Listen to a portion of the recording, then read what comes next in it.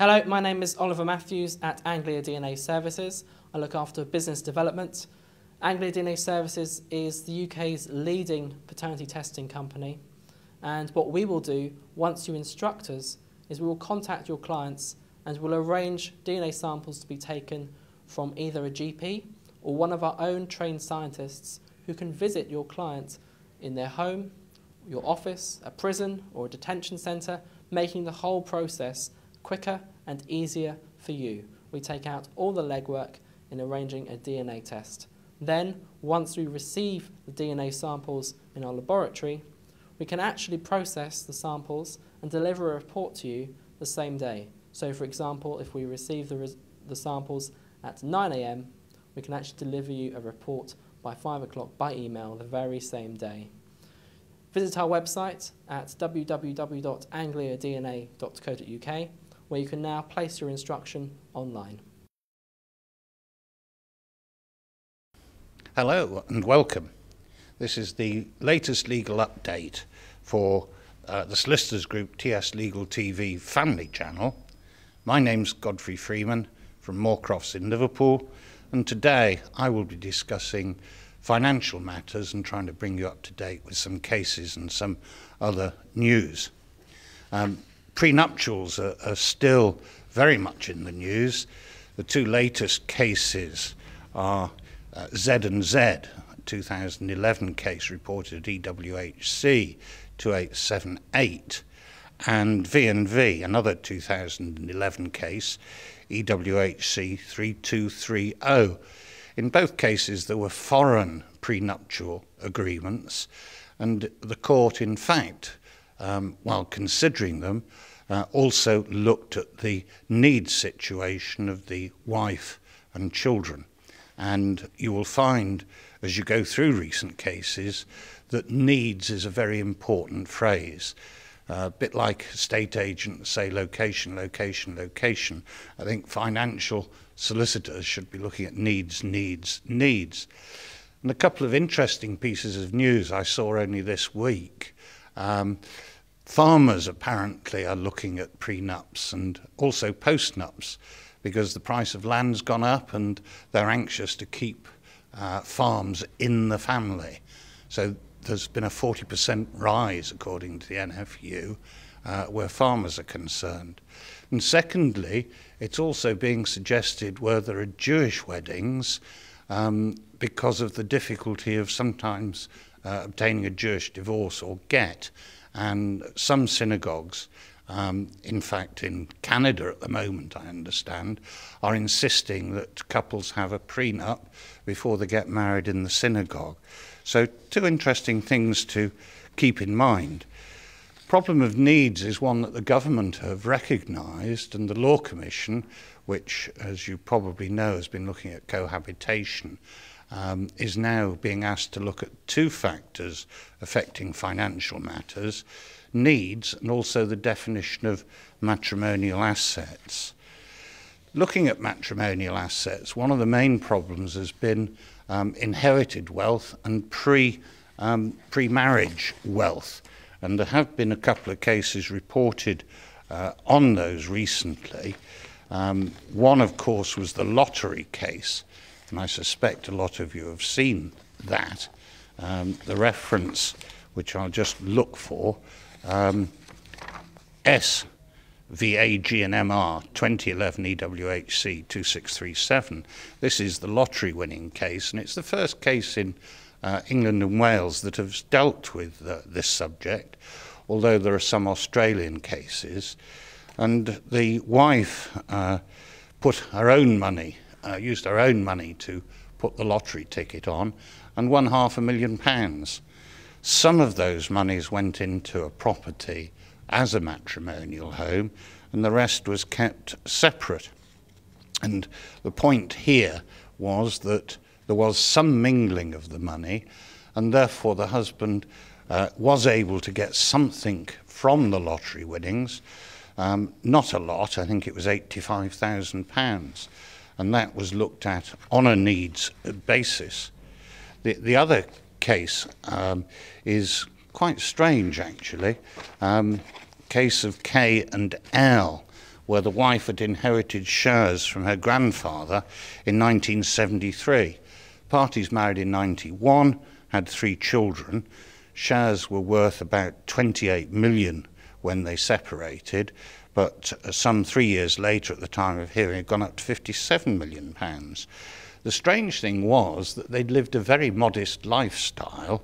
None of their friends had known of their wealth. They were in a modest semi-detached house on the outskirts of London, and the 3 children all went to private schools. And the money was kept totally separate, although I suspect that as neither of them worked, dividends from the shares must have kept them going. In the end, Mr. Justice Bodie awarded the husband £5 million out of that 57 million. He'd been seeking 18 million and in fact appealed. And the position here was that the shares had remained ring-fenced throughout the marriage, and therefore both at first instance and in the Court of Appeal there'd been none of this mingling.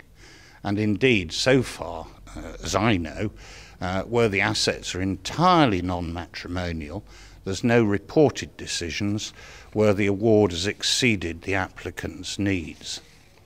There's just one other case I want to mention to you, very appropriate seeing as I'm talking to you from Leeds, because it's one that was decided by David Salter, who was sitting as a Deputy High Court Judge in January of this year.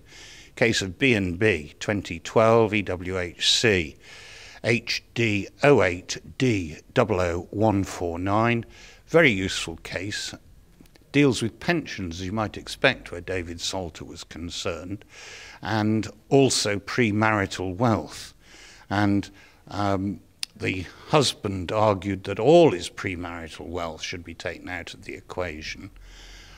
Unfortunately, he couldn't provide valuations to substantiate what he said, but he did have some values, and I think it was about 800,000 that David Salter excluded from the matrimonial assets, and took that into account when apportioning the remains of the money. There was also a talk about pre-acquired pension funds, and again the judgment indicated that he would have considered excluding the pre-acquired pension, but there was no valuation at the time of marriage, and therefore he didn't. The husband's barrister also tried to say that because the pension was in payment, it had no value, but he soon got shot down in flames over that. Case of Martin Dye a few years ago is relevant there.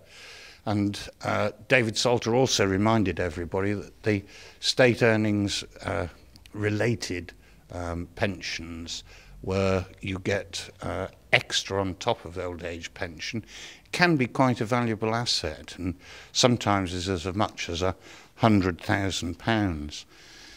Very interesting case to read, and I thoroughly recommend it because it covers a lot of matters. The other last case I'm going to mention is Cowdray K, Fireman and Taylor, reported about 4 weeks ago, 2012 EWCA Civ 546. It's all about terminating retainer, unpaid interim accounts and costs estimates. And I think that's something that the managing partner in every firm should be reading. Can I remind you that the Family Procedure Amendment Rules came into force on the 6th of April this year, made various changes. One of the main ones that will affect you in practice is statements of truth. We now have no affidavits. For me, just has a statement of truth. Some other recent news.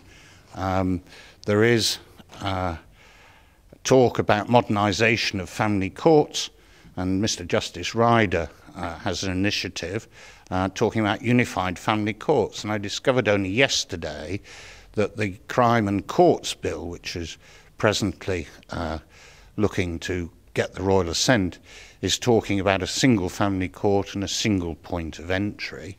And something else that I only noticed today, there's going to be changes to the funding of legal costs. Sections 49 to 54 of the Legal Aid Act, which received the royal assent at the start of May, 1st of May, gives the court power to make inter partes orders in financial relief proceedings. I haven't read those sections yet, but have a look at them and see what it says. That act, unfortunately, sounded the death knell, as you know, to a lot of legal aid, and I understand that the implementation is probably going to be April of next year. Not a very happy note to end on, but on my behalf and on behalf of the Solicitors Group, thank you for listening to this legal update. Keep an eye out for further updates from the Solicitors Group, and we look forward to seeing you again soon.